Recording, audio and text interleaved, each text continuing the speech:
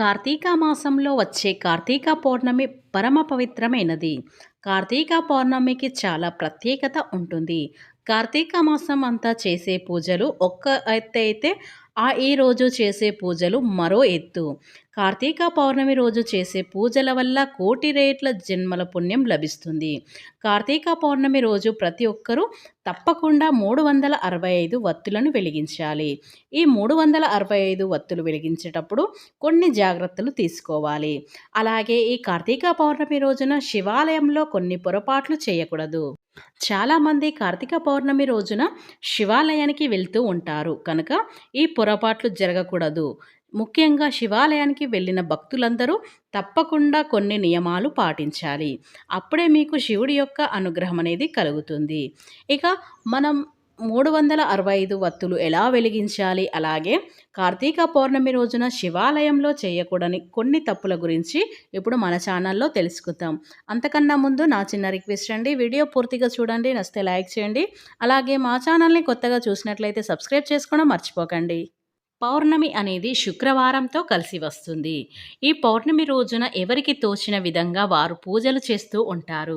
అసలు కార్తీక పౌర్ణమి రోజున పూజా విధానం గురించి మన పురాణాల్లో ఏమని చెప్పారు అంటే, కార్తీక పౌర్ణమి రోజున ఖచ్చితంగా నది స్నానం చేయాలి.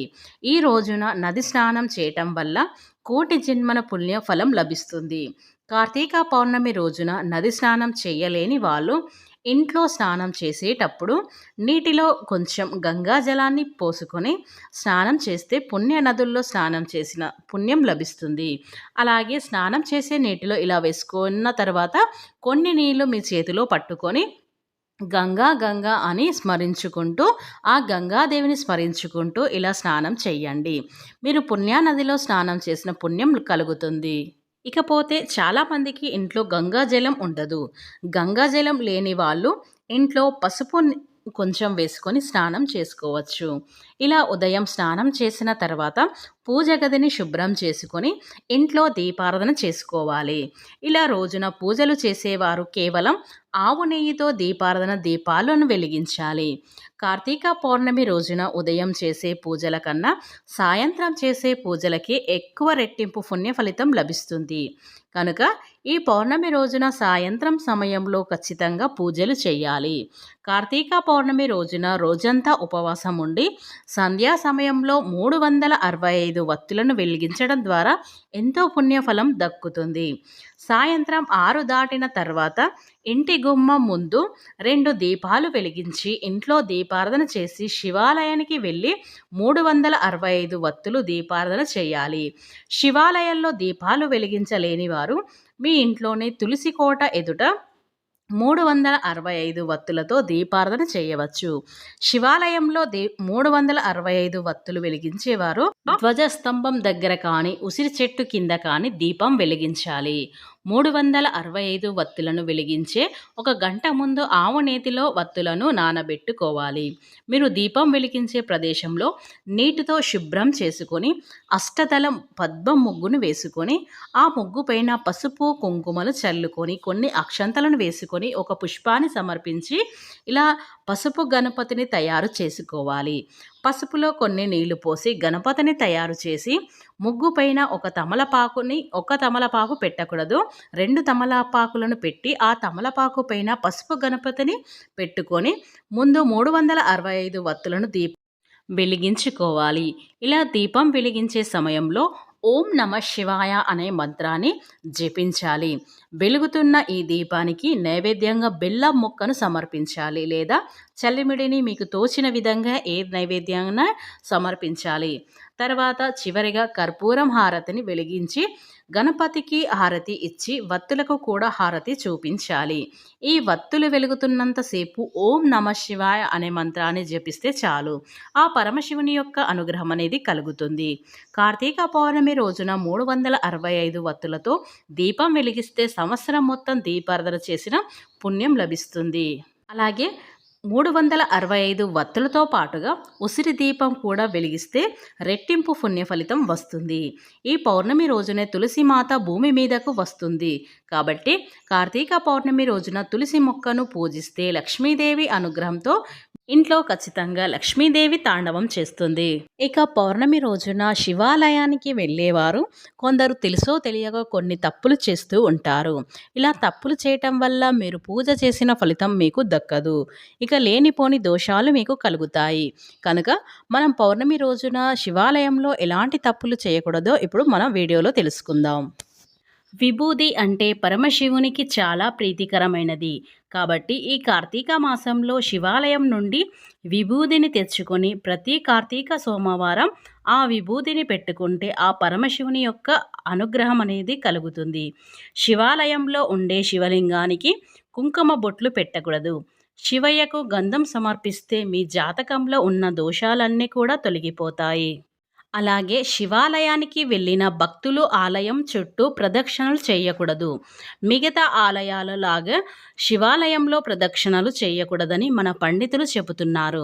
ఎందుకంటే ఆ పరమేశ్వరుడు దేవుళ్ళకే దేవుడు కాబట్టి ఆయన గుడి చుట్టూ ప్రదక్షిణలు చేస్తే శివుడు ఉన్న తత్వాన్ని తక్కువ చేసినట్టు అవుతుంది. శివాలయంలో ప్రదక్షిణలు చేయకూడదని మన వేద పండితులు చెబుతున్నారు. ప్రతి శివాలయంలో ఖచ్చితంగా చండేశ్వరుని విగ్రహం ఉంటుంది కాబట్టి శివాలయానికి వెళ్ళిన భక్తులు చండేశ్వరుని చుట్టూ ఖచ్చితంగా 3 లేదా 5 ప్రదక్షిణలు చేయాలి. శివాలయంలో చండీ ప్రదక్షిణలు చేస్తే రెట్టింపు పుణ్యం ఫలితం లభిస్తుంది. కార్తీక పౌర్ణమి రోజున జిల్లేడు పూలతో శివుణ్ణి పూజిస్తే ఆ శివయ్య తొందరగా కరుణిస్తాడు. జిల్లేడు పారిజాత పూలతో శివుణ్ణి పూజిస్తే కాలసర్ప దోషాలు తొలగిపోతాయి. శివ పూజలో ఎరుపు రంగు పూలను అస్సలు సమర్పించకూడదు. శివునికి ఎరుపు రంగు పుష్పాలు సమర్పిస్తే పూజకు తగిన ఫలితం దొరకదు. శివాలయంలోకి అడుగుపెట్టిన తర్వాత ముందుగా నందేశ్వరుణ్ణి నమస్కారం చేసి నంది కొమ్ముల మధ్య నుండి శివుణ్ణి దర్శనం చేసుకోవాలి. ఇక శివుణ్ణి దర్శించుకొని గర్భగుడి నుండి బయటకు వచ్చిన తర్వాత ఎట్టి పరిస్థితిలోనూ ధ్వజస్తంభానికి నమస్కారం చేయకూడదు. శివునికి ఇష్టమైన కార్తీక పౌర్ణమి రోజున ఆ పరమేశ్వరుడు నేరుగా భూమిపైకి వస్తాడు కాబట్టి శివుడు అభిషేక ప్రియుడు కనుక ఈ కార్తీక పౌర్ణమి రోజున ఆవు పాలతో శివుడికి అభిషేకం చేస్తే కోటి జన్మల పుణ్యం ఫలితం లభిస్తుంది. అయితే మనలో చాలామంది పాలను అలాగే ప్యాకెట్లు ఉంచి నేరుగా శివలింగం పైన పోసేస్తారు. కానీ అలా అస్సలు చేయకూడదు. ఇలా చేస్తే మాత్రం అభిషేకం చేసిన పుణ్యం లభించదు. శివుడికి అభిషేకం చేసేటప్పుడు ఒక గ్లాసులో ఆవు పాలను పోసుకొని శివలింగానికి అభిషేకం చేయాలి.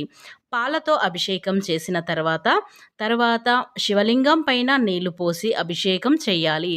అలా చేస్తేనే సంపూర్ణ అభిషేకం ఫలితం దక్కుతుంది. శివుడికి అభిషేకం చేసే సమయంలో మన శరీరంపై ఉన్న చెమట కానీ వెంట్రుకలు కానీ శివలింగం పైన పడకుండా జాగ్రత్త పడాలి. అలాగే కార్తీక పౌర్ణమి రోజున శివాలయానికి వెళ్ళేవారు నంది చెవిలో మీ కోరికలను చెప్పుకుంటే అవి ఖచ్చితంగా నెరవేరుతాయి. నంది చెవిలో మనం కోరిన కోరికలు చెప్పుకుంటే నంది మనలో కోరికలను విని నేరుగా శివుణ్ణి దృష్టికి తీసుకెళ్తుంది. అయితే నంది చెవిలో మీ కోరికలను చెప్పేటప్పుడు ముందుగా మీ కుడి చేతిని నంది చెవికి అడ్డంగా పెట్టి మీ గోత్రం పేరు, మీ పేరు అలాగే మీ కోరికలను చెప్పాలి.